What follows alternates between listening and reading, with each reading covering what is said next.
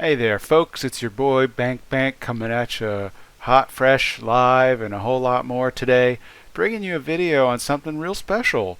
We're going to be talking about falling block puzzle games.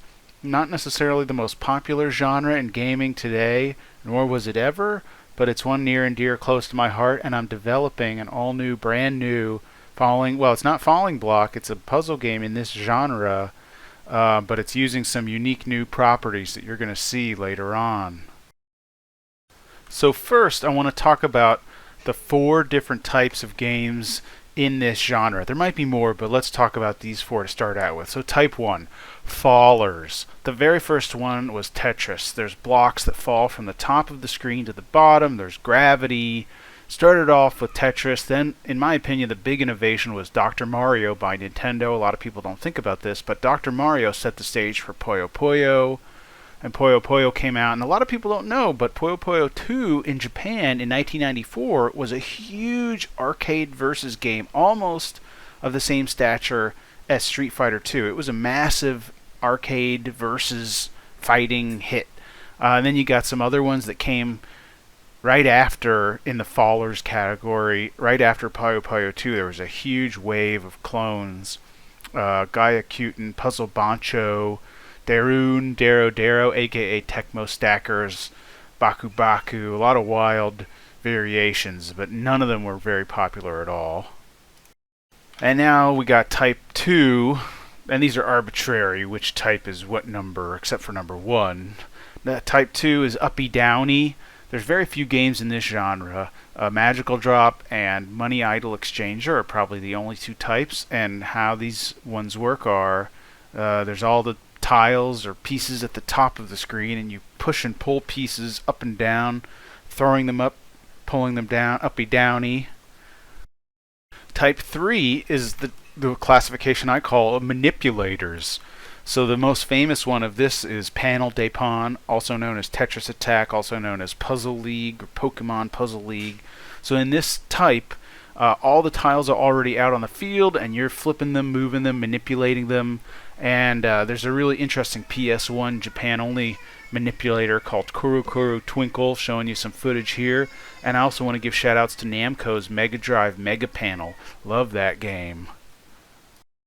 And the fourth type is called Placers, and this one is I think very innovative, and this is my new game is going to use this type, and the only game that has used this thus far is Star Sweep, aka Puzzle Star Sweep, which came out in the arcades in Japan only, and then on PS1 all over the world, and totally slept on game, very interesting. It's flawed, it has some flaws, but a really interesting system. Now, if you think about it conceptually, Placers, where you throw the piece onto the field, is almost identical to Fallers, the first type, except that there's no gravity pressure, there's no time pressure on the player necessarily. So they can place the piece wherever they want. Although there is gravity, it's just the piece isn't appearing automatically at the top of the screen, and then they have to throw it, they have to, saying the wrong thing, folks, they have to put it the right place quickly. With the placers, the user has a cursor, and they can choose where they want that piece to go, and I think it's really needs to be explored. So this is going to be a video series, and we're going to keep it short. In the first video here, we're going to talk about acceleration. So in Type 1, Fallers, if you tap down, the piece will drop faster just once. If you hold down, the piece will move down at a rapidly increasing pace, quickly hitting the bottom or whatever piece is on the bottom. So in Type 2, interestingly enough, there seems to be no movement acceleration whatsoever. You just move side to side in the x-axis, and in Money Idol Exchanger, you can't even hold down left or right to continue moving. You have to tap. And in Magical Drop 3, if you hold down, the guy, I think, just keeps moving the same amount. He doesn't accelerate at all. And now in Type 3, for Panel de Pon, you can see some interesting, unique acceleration. If you hold up, the cursor moves quickly up one tile, and then if you're still holding up, it just starts blasting off super fast. And you can see in Star Sweep, it looks like it's more linear acceleration. It doesn't adhere to any single tile or piece. You just hold up, and it gets faster as you hold it. And so here you can see the game that I'm working on, and I've just got the cursor implemented, and you can see on the left there's acceleration, and on the right it's unaccelerated, and you can see what a drastic difference it'll make during gameplay. So thank you very much for watching, folks.